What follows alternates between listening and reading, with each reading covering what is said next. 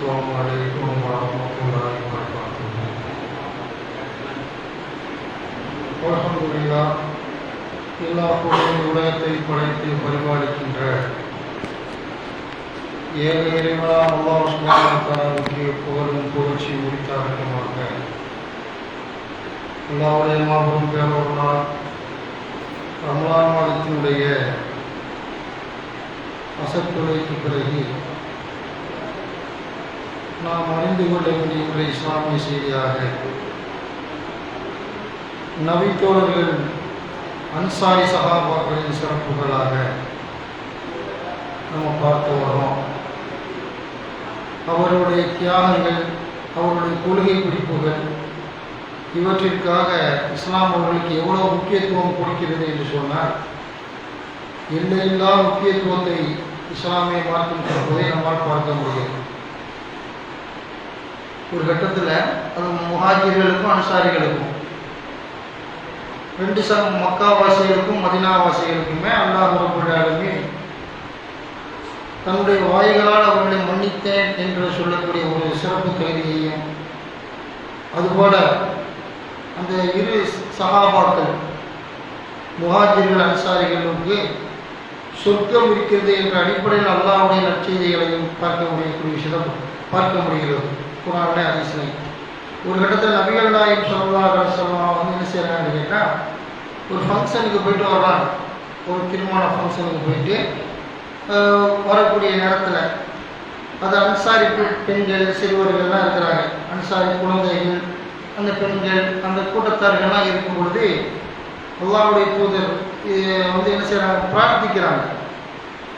எப்படி பிரார்த்திக்கிறாங்கன்னு கேட்டால், ஃபங்க்ஷன் முடிஞ்சு வெளியே வர்றாங்க, ரசூலுல்லாஹ் இதில் மாதிரி வர்றாங்க. அந்த மாதிரி நேரத்தில் ரசூலுல்லாஹ் பிரார்த்திக்கிறார்கள், அல்லாஹும்ம அன்தும் மின் அஹபின் நாசி இலைய.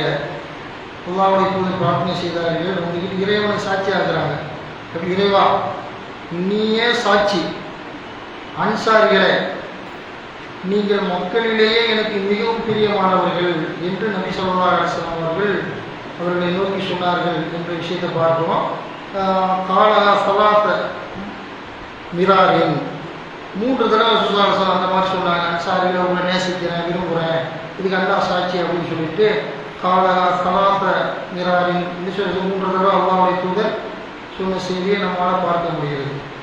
அதுபோல் அன்சாரி சஹாபாக்களுடைய விஷயமாக அவங்கள ரசூலுல்லாஹ் நேசிக்கக்கூடிய விஷயத்தையும் மேலே சொன்ன ஹதீஸும் வந்து சஹீஹ் புகாரியில் 3785 நபிமொழி கிரந்தத்தில் 3786 வரை நம்ம பார்க்க முடிகிறது. அனஸ் இப்னு மாலிக் ரலியல்லாஹு அன்ஹு அறிவிக்கக்கூடிய செய்தியை பார்க்கிறோம். ஒரு பெண்மணி என்ன செய்கிறாங்க, அன்சாரி பெண்மணி, சஹாபி பெண்மணி தன் பெற்ற குழந்தையை தூக்கிட்டு ரசூலுல்லாஹ் போகிறாங்க.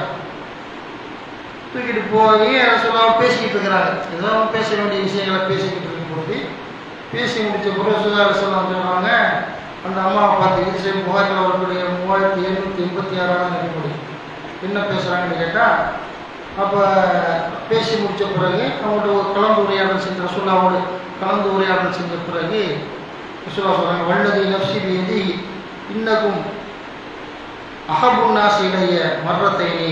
ரசூலுல்லாஹ் சொல்கிறாங்க, அல்லாஹ்வின் ஆணையாக அன்சாரிகளான நீங்கள் மக்களிலேயே எனக்கு மிகவும் பிரியமானவர்கள் என்று 2 தடவை கூறினார்கள் என்ற செய்தியை பார்க்க முடிகிறது.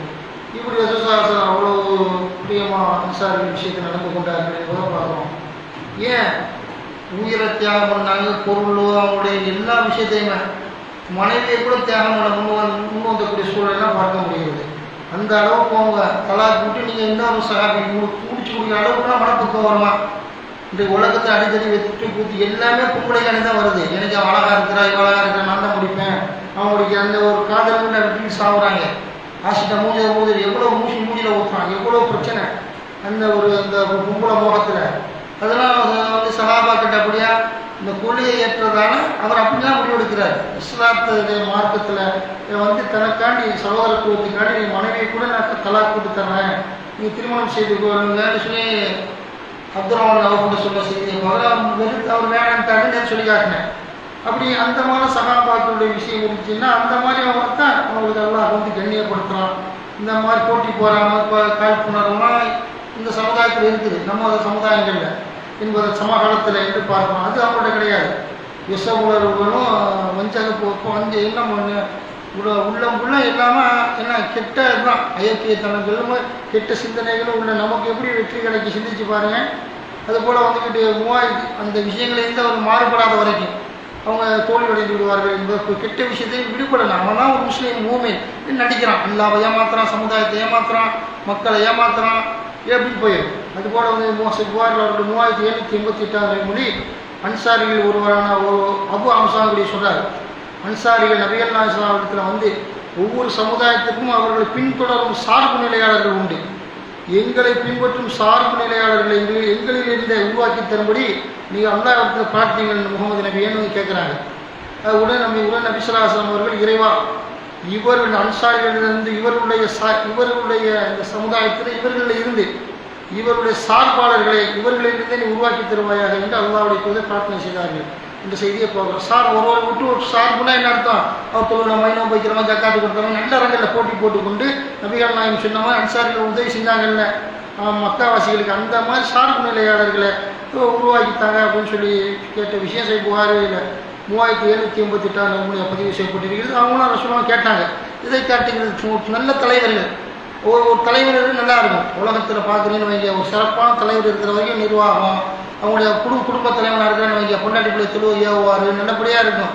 அவர் மூத்துக்கு பிறகு அவருக்கு பிறகு என்ன சாரப்பு நிலை அவ்வளோதான், கண்ட கலிசிலையாக போயிடுவாங்க. குடும்பமே சீரழிஞ்சு சின்ன போயிடும். அப்போ தெளிவான வழிநடத்தக்கூடிய ஒரு சாரப்பு நிலை தலைவர்கள் இருக்கணும். நான் மூத்தா போகிறேன், எனக்கு பிறகு புள்ள வழிநடத்தணும். அந்த மாதிரி ஒரு விஷயத்தில் சகாபாக்கள் வந்து கேட்டாங்க. அன்சாரியால் நாங்கள் எங்களுக்கு மூத்துக்கு பிறகு கூட நல்ல தலைவர்களை உருவாக்கணும், நல்ல சார்பு நிலையாளர்களை தொழுகை நோம்பு ஜக்காத்து நல்லறங்களை ஏவக்கூடியவர்களை உருவாக்க வேண்டும் என்று சொல்லி துவா செஞ்ச விஷயத்தை பார்க்குறோம். அப்படின்னு அல்லாஹ் குர்ஆன் 48:29 முஹம்மது ரசூலுல்லாஹ் வல்லதீன மஅஹு ஷித்தா வல் குஃபாரி ருஹமாஉ பைனஹும் என்ன வருது அப்படின்னு கேட்டால், முகமது அல்லாஹ்வின் தூதராவார், அவருடன் இருப்போர் மக்கா மதீனாவாசிகள் சஹாபாக்கள் ஏக இறைவனை மறுப்போர் மீது கடுமையாகவும் தமக்கிடையே இரக்கம் மற்றும் இரக்கமுடையவர்களாம் இருக்கிறார்கள் என்று சொல்லி அல்லாஹ் 48:29 சொல்கிறான்.